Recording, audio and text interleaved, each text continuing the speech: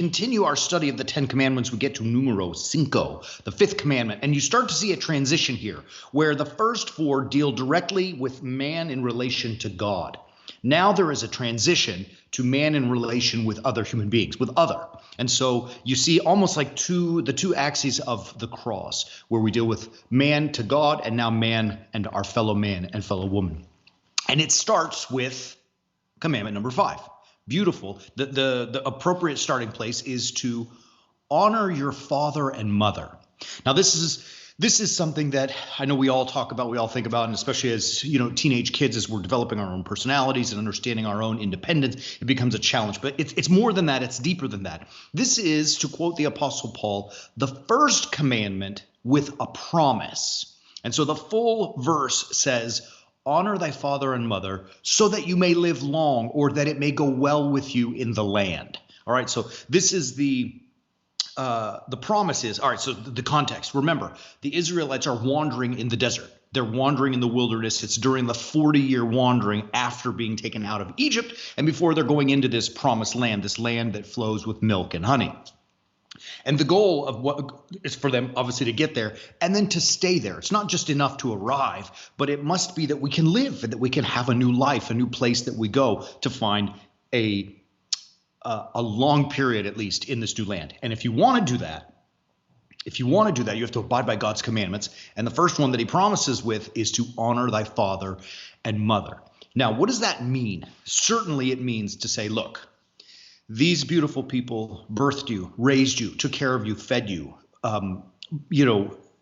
taught you life, taught you morals, values, all of those things.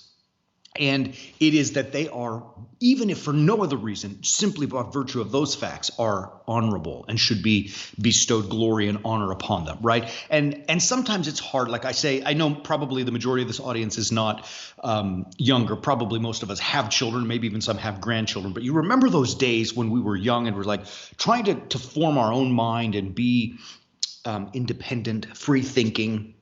And we would buck the system, right? Like we would buck up against the system, rub up against it.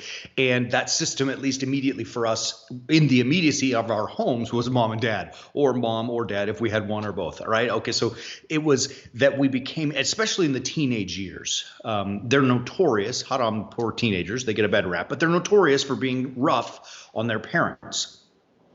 And yet, as parents, we know that what we're doing and what we're teaching and what we're saying and the rules we lay down, they're all for the well-being of that child, for the success of that child. Like, look, you ask my girls, if you were ever to have a conversation with my daughters, you could ask them, was your father hard on you? And they would both say, yes, he was. And if you would ask them, well, why was he hard on you? They would both respond immediately with the following statement. He was hard on us because he loves us and because he doesn't want us to be good. He wants us to be great. And so that's why we implement as parents all of the structure, the guidance, the teachings, the rules that we put in place with our children. And, they're spreading their wings. They're learning. And so they want to push up against that. But it is to remember, and here's the real thrust of what it means to honor the parents.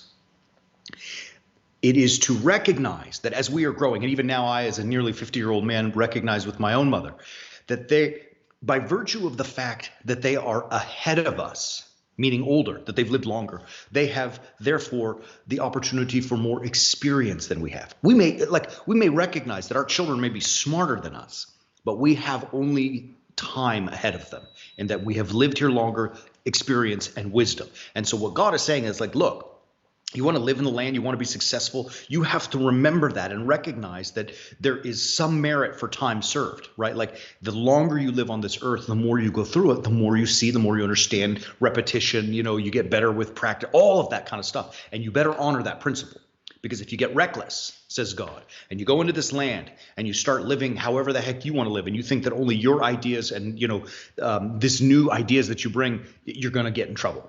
But if you honor the age, the wisdom of your parents, the experience that they've gone through, it will help you in that land to live a long and fruitful life. Do you see that? And that's the message for you and I. Now, look, let's kind of shift gears really quickly. Look, I love change. Change is fabulous. New ideas, new things, new systems, new program. It's great because you stretch the body, the mind, the soul. When things change, we stretch. It is not for us to be afraid of new things.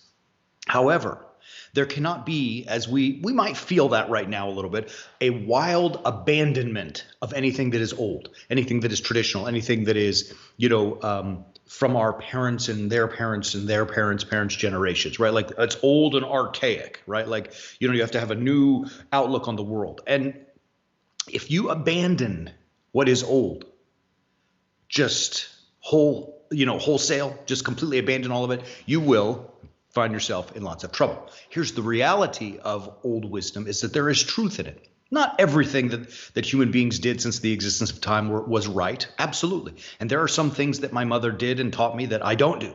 And likewise, there will be some things that I've taught my children that they won't do and implement in their own lives. But like I say, that wholesale abandonment of traditional, of things that have worked for eons, my dears, you will find yourself in total chaos, right? So this is what God is saying is honor your father and mother. Yes, you take care of them when they are old and cannot take care of themselves. Absolutely. Like in my family, we don't believe in sending our parents off somewhere else. Like if they can't stay in their own homes, they will come to ours. That's just the mentality we have. So it's, honor them.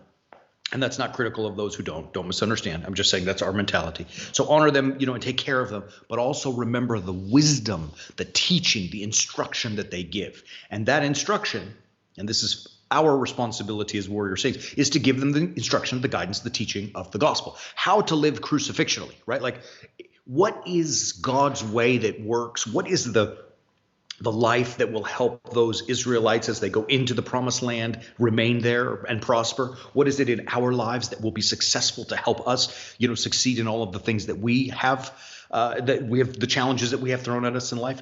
It's simple. It's Christ's way, the way of the cross, the way of the warrior saint. That's it. It is that inevitable confrontation with suffering and struggle. It is that inevitable confrontation with monsters. Right? And rather than abandon them, run from them, flee from them, submit to them, we are called to face them head on, right? So we can find, if you want to know what your purpose in life is, it is to find that challenge, that monster that is in front of you. For many of us, it's sin and temptation. For some of us, it's physical sickness. For some of us, it's struggles at work, with relationships, whatever it may be. We all have monsters, right? It is to face them and to overcome them, not to submit to them. Not to allow them to conquer us, but by enduring the suffering in a Christ-like way and continue to grind. I promise you, that's the way of the warrior saint. You're going to get through it. Like, that's your purpose. And wherever you may find yourselves, right? And a lot of us find, like, what value do I have right now, especially in this COVID lockdown time? Like, it's, a lot has been taken away from us. And so we may feel like, well, what is my purpose? Your purpose is to be a warrior saint. That's it. And we are here to help you do that. We created our library. The library is called The Way of the Warrior Saint. And all it is teachings, biblically based, fun, practical tools, implementable teachings on how to live the life of a warrior saint. How to, as we said, face that inevitable confrontation with monsters, and by God's grace and through his way to overcome them. You can do that. We want you to join us. We're begging you to join us. It's so much fun. Every day it grows. And like I say, we're thankful to Jesus for that. But we want all of us to join. Do it today. Don't wait anymore. Visit warriorsaints.org. It's that simple. I mean, just you have once you join, you have total access to the entire library. That means, like, you can go all the way back and watch the first episode and run them all the way through. You'll notice improvement. Hopefully over time we've gotten better. Or you can just bounce around. You can watch them all a million times or even skip one if you so choose. It's up to you. But you have full, unfettered access to the library. Thank you, beautiful people, for being with us. We appreciate you. Join us. Visit us. I'm telling you, join, get in that library. Once you get there, you will see God has a plan and a purpose for you to help you become exactly what you are supposed to be, and that is a warrior saint. All right, we love you, beautiful people. Thank you for being with us this week. We will live stream our Orthros and Divine Liturgy this Sunday at 9 and 10 a.m. respectively Mountain Standard Time. That is 8 and 9 Pacific Standard for you beautiful people. We're almost back together on the same time. And then, of course, we'll resume on Monday with our Crucifixional life stream. Have a great weekend. Be safe. Be healthy. Do all those favors for us. Like, share, ring the bells, comment, all of those beautiful things. We really appreciate that. And until then, keep walking on the way of the warrior saint.